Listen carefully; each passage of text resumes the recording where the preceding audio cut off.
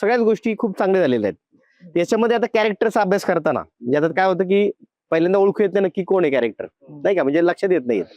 तर त्याच्यामध्ये मग त्या अघोरीचा अभ्यास कसा केला, की त्याच्याविषयी काय वाचन केलं, कोणाला भेटला, त्यांच्यात राहून राहिला का, तर असे काही अनुभव आले का की यार हे किती आवड. एखादा अभिनेता पात्रामध्ये असताना तो ओळखून येणे, ही जी ऍक्टर टू कॅरेक्टर जर्नी आहे ना, ही कम्प्लीट झाली. आणि हे खरं यश आमचं, की एखादा अभिनेता ओळखून येत अरे कोण आहे, खरंच माणूस आणून उभा केला काय तसा हे.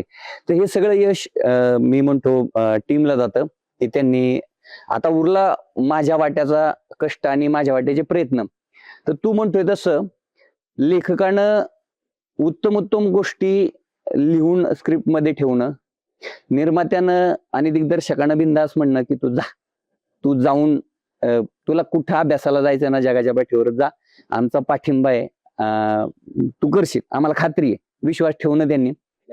उज्जैन सारख्या ठिकाणी जाणं, युपी बिहारमध्ये आपल्याला माहिती आहे, किंवा मग कुंभमेळा सारख्या ठिकाणी जाणं, अघोरी पाहणं, त्यांची कृत्य पाहणं, या सगळ्या सोबत लेखक दिग्दर्शकाचं मार्गदर्शन आणि आपल्या सोबतचे जे सगळे अभिनेता आणि अभिनेत्री त्यांच्या बारीक सारीक गोष्टींनी आपल्याला पाठबळ मिळणं, आपण त्याच्यात बारकावे काढणं, शोधणं. मी खरंच मला आभार मानू वाटतं शनायाची, की जो योनियोगी सिद्धीचा जो एक त्याच्यामध्ये आपल्या ट्रीजर मध्ये जो सीन दिसतोय, एका महिलेनं एका चांगल्या कलाकृतीसाठी इतकं डेडिकेशन हे देणं, मी नाही माझ्या आयुष्यात अशी अभिनेत्री पाहिली. महेश सारखा अभिनेता. आमच्याकडे रिग नाही, आम्हाला जंगलात इथं कॅमेरा कसा आणून, लाईट कसा आणून याचा प्रश्न पडलाय. फाईट सिक्वेन्स मध्ये आपल्याला ट्रेलर मध्ये दिसेल, त्याला असा उचलून पाठीवर घेतलाय आणि कडकन मोडलाय.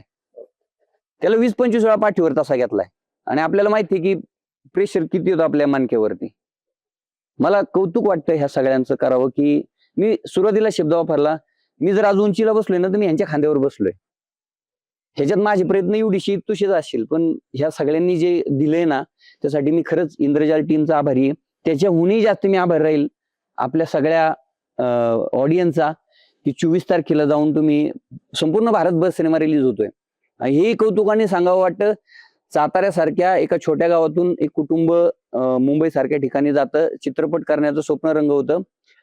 आपल्या नवऱ्याचं स्वप्न नोकरीमुळे अपुरं राहिले चित्रपट निर्मितीचं, हे एका महिलेनं, निर्मात्या मॅडम आहेत आपल्या, त्यांनी हेरणं आणि त्यांनी स्वतः हे सगळं उभं करणं आणि टीमचा त्यांना पाठिंबा मिळणं, पॅन इंडिया सिनेमा रिलीज करणं, ही खरंच कौतुकाची आणि खूप मोठी बाब आहे.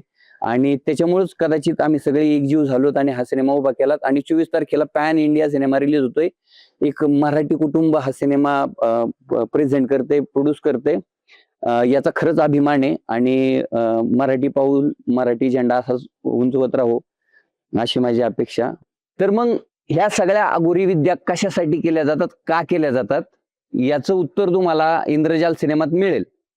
नक्कीच त्याला खूप ठोस कारण आहेत. तर आपण नक्कीच इंद्रजाल सिनेमा पाहिलात की तुम्ही अंदाज आडाखे बांधा. नामदेव सर मागाशी नामदेव सरांनी उल्लेख केला की निळावंती ग्रंथ,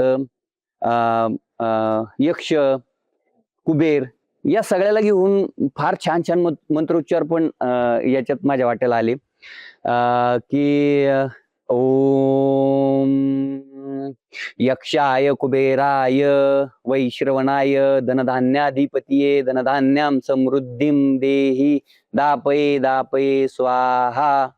या अशा संस्कृतच्या जोड सुद्धा आलेल्या आहेत ह्या पात्राला बोलताना. ते आले हिमालयातनं, बोलवलं गेले कोणाकडनं तरी, उसे बुलाया गया था. तो मग हिमालयातनं आल्यामुळं त्याला जोड संस्कृतचा आहे. तर नक्कीच हिंदीत सिनेमा पहिल्यांदा करतोय, त्यातून संस्कृतचा जोड आहे. तर या गोष्टी खूप चॅलेंजिंग, मजा आली.